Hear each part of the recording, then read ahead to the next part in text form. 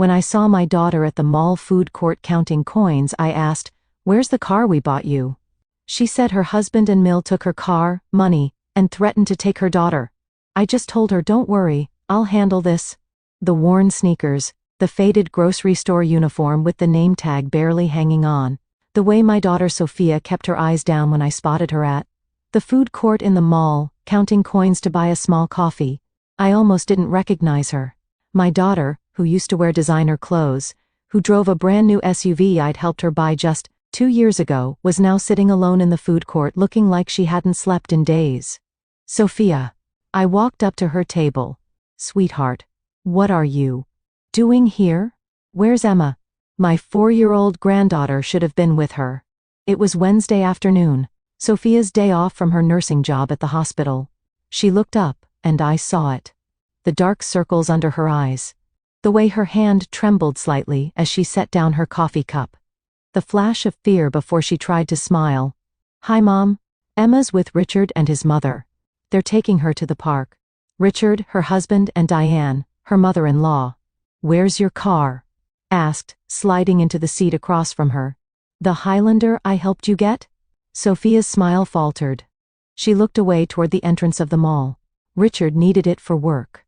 His truck broke down last month." For a month. I kept my voice calm, but something cold settled in my stomach. "What have you been driving?" "The bus." "It's fine, Mom." "Really?" She tried to laugh. "Saves on gas money."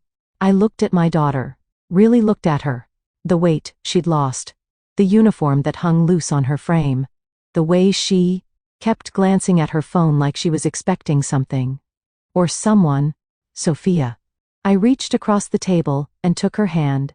It was ice cold, despite the warm California afternoon.